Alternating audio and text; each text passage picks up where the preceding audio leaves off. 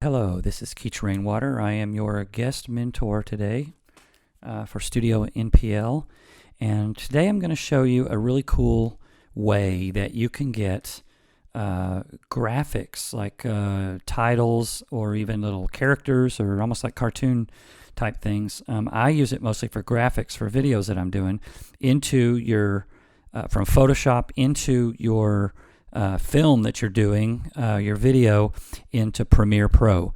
And I'm going to show you how to do that. Now, some of you may already know how to do it.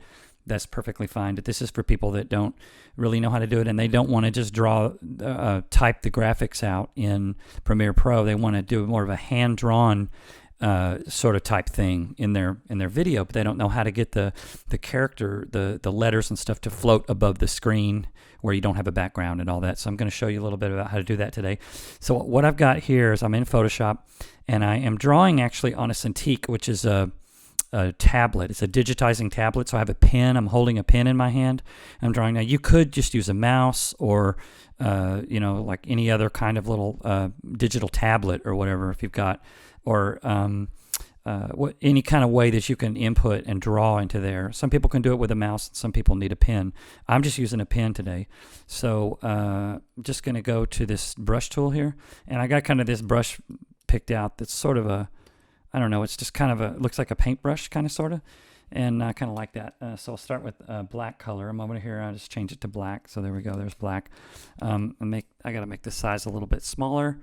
And I'm just going to write in some graphics, and I'm going to actually color them to make them sort of like a cartoon character, with some color and art, with some line art and all that stuff. And then I'm going to import that into the video. So if you notice down here at the bottom, down here where the layers are, down here there's a background layer and there's layer 1 and layer 2. So what I'm going to do is the background layer I'm going to get rid of. I'm going to get rid of the background layer. So we don't want the background. So you'll see these little checkerboard things in here. That just lets you know that there is no background. So whatever you draw is going to be floating above your screen when you edit into your video.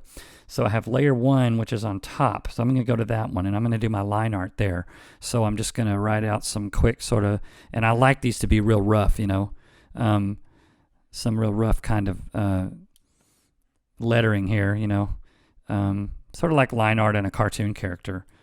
So I'm just, this is a little video about the one-wheel electric skateboard that I'm just sort of putting together. So right now I'm just writing out I'm just doing the outline of these letters and stuff. And I like the fact that they're hand-drawn. I like that. It kind of is more edgy looking, and you can really tell that somebody sort of worked on it, instead of just like punching in the titles in there. So there's my sort of line art there.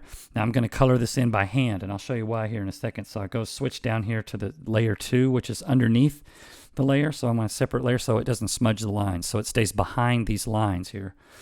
So I'm going to change colors here I want it to be a little more colorful. I want the insides to look just kind of a little more colorful. It's like a cartoon character, so the line art stands out a little more. So I'll just make it like this. Now I could just use the bucket tool or whatever, but I'm not going to, because I'll show you why in just a minute. Actually, I'm going to go different color there. I'm going to make this look a little bit like it has green slime coming out of the top of it. So I'm going to choose all these different colors here to fill in this color, and I'll show you why I'm not using the bucket tool. The bucket tool would just show basically it would fill inside these lines only, and I want to do something different. So just to kind of make it look kind of more fun and show you why you don't really have to use the bucket tool to do this. But the bucket tool means that you can just, for those of you that don't know, that you can just kind of touch inside these black lines and fill it with a certain color.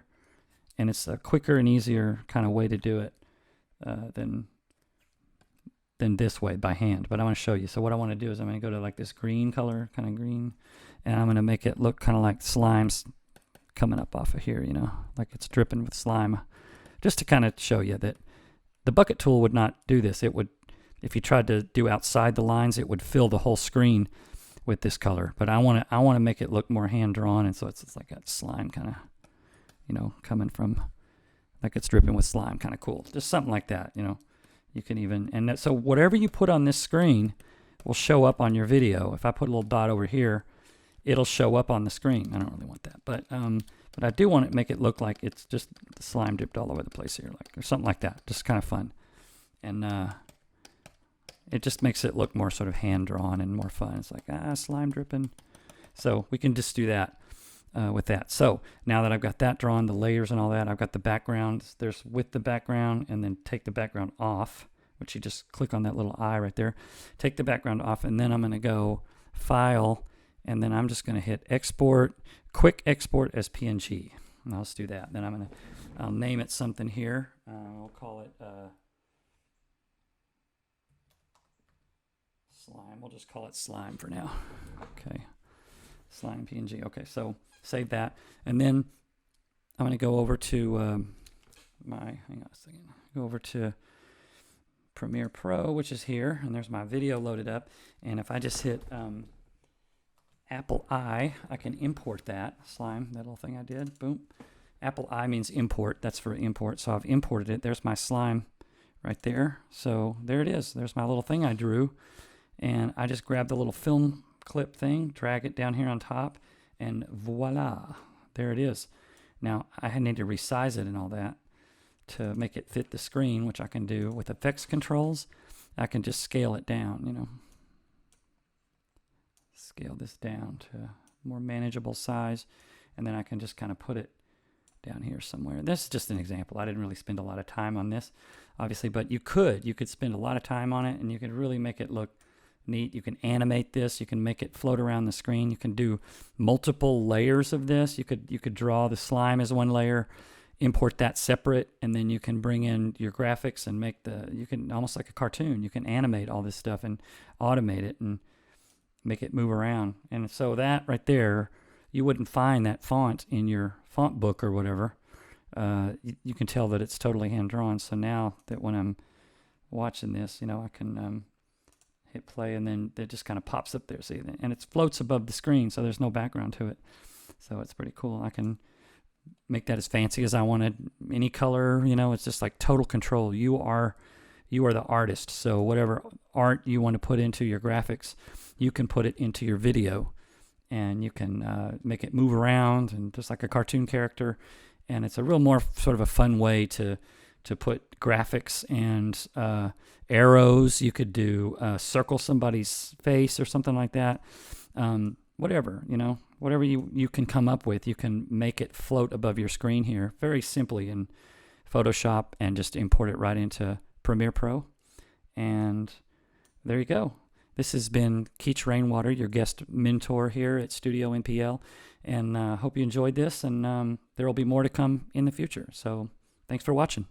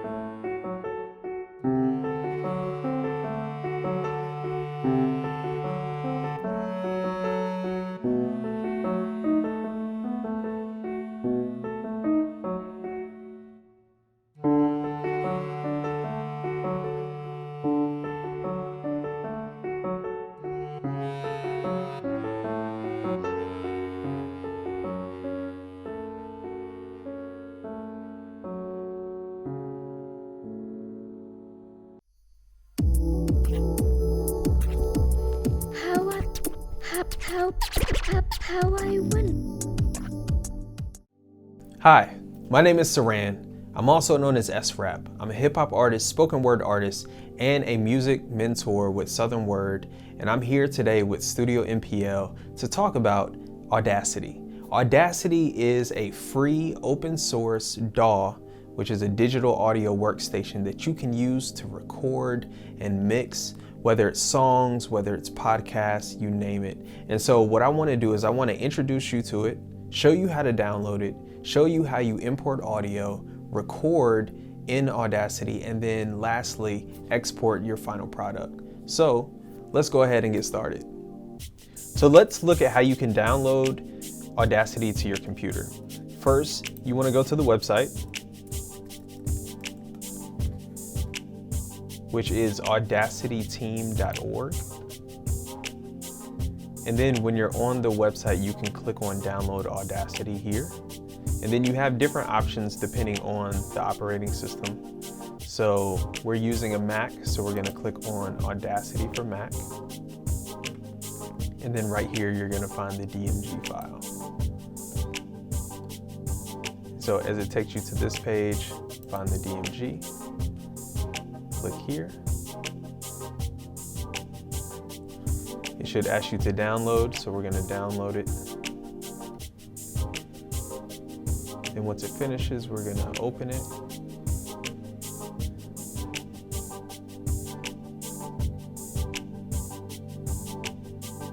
Drag it into the folder. And once we do that, it is installed. So if we go to the launcher, there it is. And then we open it. Get a nice graphic, nice little pop-up message. We're gonna go ahead and disable that so it doesn't show up every time. And then this is Audacity.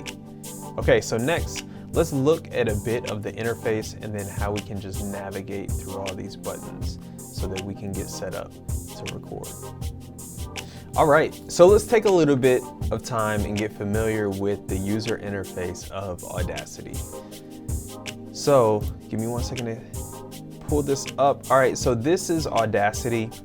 As you can tell, it looks pretty blank right now, but I do want to kind of go over some basic controls just to help you get more familiar. So you do have the pause and play button up here. You have your stop button if you want your marker to go back to the beginning or to skip ahead, and then your record button. Right here, this panel is where you have your inputs and your outputs. So you want to make sure that this right here to the left, for me it says core audio, but that's going to be what your main audio driver is. This next one is going to be connected to your interface. So whatever your microphone is going into and your input source, you want to make sure that that's connected here. So for me, it's an AudioVox 1818 BSL interface. That's what my microphone is plugged into. And then this box next to it, you want to make sure that this is selected to whatever channel your microphone is going into, and then make sure that it's mono recording. So we have that, and then this right here, the last one is the audio out. And so we're also going to change this to AudioVox 1818. So then when you look up here at the top, you have a couple different things. So you have these meters over here. This right here is the volume of the recording of the input, so your microphone volume. This right here is the playback, so whenever you're listening back to it, you can just use these as sliders accordingly. This right here is a meter. Whenever I play something, you'll see the levels of how loud your audio output is. And then this right here would be your input metering. And you can click on this to activate monitoring, which is basically when you can hear yourself while you're recording. And yeah, so let's jump in, let's import some audio, and then let's see how we can navigate with some audio clips, and then also how we can record our own audio into Audacity. All right, so you have Audacity here. And what we're gonna do is we're gonna take this beat right here, this instrumental, and we're going to just drag it into the session, give it time to load it up, and then now you have it inside. So let's talk about the interface while you have a track. So you press spacebar to play and to pause. kind of listen to it for a little bit. And then you notice that this playhead right here is moving, and then you have the meter that I was talking about before, showing you the audio level. So again, I can take this slider, and then if I want to reduce it, right? And then you also have it right here for the individual track. You have this right here where I can take the volume or the gain higher or lower as needed. And then this right here is a pan slider. So what this is it will take it more into the left side or to the right side. So you have some really basic mix controls there. And then one thing I do want to show you is this button right here that's called the time shift tool. When you click this, I can actually click on this and move this around. So this will be important for later sessions. But for now, so now you know how to navigate Audacity. Now you know how to import audio. So next, let's talk about recording your own vocals or tracks into Audacity. So we have this track imported into our Audacity session. And so now let's go ahead and add some vocals. So once we've just double check and make sure that our input is coming from the interface, we have it in the mono recording channel. What we need to do is we need to create another track similar to this, but that's where we're going to record our vocals. And so you do that if you go to the top, to the menu, go to tracks, go to add new mono track, then it should create this track down here. And then once you click here, you can rename it. So let's call this intro vocals. And so you want to click on it to make sure that it is lit up and highlighted so we know that this is the track that we're going to be recording on. So ideally, when I press record, I should hear the track in the background. This should start moving, and whenever I speak into the mic, you'll see signal there to let us know that we did it correctly. So let's test it out. Check, check. Mic check, 1 2 1 2. Mic check, 1 2 1 2. Hey, hey. Mic check, 1 2 1 2. Mic check, 1 2 1 2. Hey, hey. All right. And so it's a little bit smaller, but it does look like we successfully recorded audio. So let's go ahead and just go back to the beginning and let's listen to it. Check, check. Mic check, 1 2 1 2. Mic check, 1 2 1 2. Hey, hey. Mic check, 1 2 1 2. Mic check, 1 2 1 2. Hey, hey. Perfect. And so now that we have that, we can now create as many audio tracks as needed. So if you're recording a song, maybe you might have a track that is the intro, then a different track that has the verse, the different track that has the chorus, different track for ad-libs. And then this way we can kind of see how an entire song would develop. So next, let's look at what a session would look like in Audacity. And then once we come back, we'll talk about just how to move around the different regions. And then from there, also some basic mixing processes that you can do inside of your session. All right, so as we have it here, we have the beat up here. We have some intro vocals I recorded, 2 verses that I recorded, and then the chorus track. So this is kind of what a full song would look like once you've recorded on multiple tracks. So now we're kind of in the final stages. So I wanted to show you just a couple additional things that you can use to take your recording to the next level. So once we're here and we click on a certain track, like let's say for the vocals, if I go up here, you have effect, and you have these different effects that you can apply to your tracks. So whether it's your vocals and maybe you want to EQ them, maybe you want to add some reverb, or maybe you want to reverse them, you do have these options here. So feel free to look at those effects that you can add onto your tracks to add some different sounds, or maybe to clean it up a little bit. And this program, Audacity, is really good for recording, whether it's recording songs and demos, but also you can use it to record podcasts as well.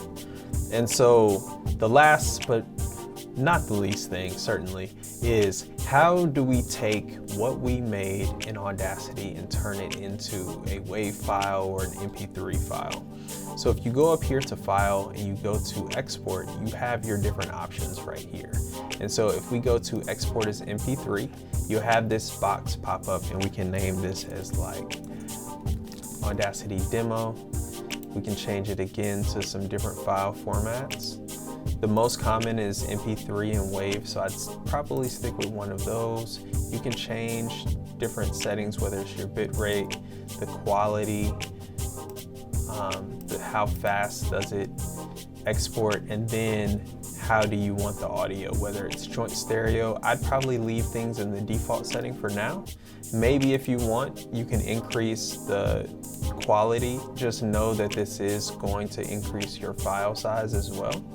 So if we put it to standard, click save, we have this, your tracks will be mixed down and exported as one stereo file. That's what we want.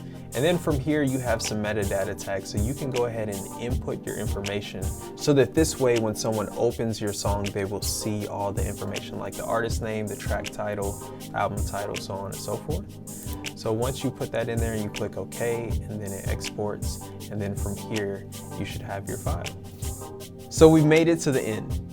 We've covered Audacity in so many different ways, from how to download the software, how to install it, how to navigate the interface, how to import audio, record your own audio, and then finally how to export your own files, which also includes metadata.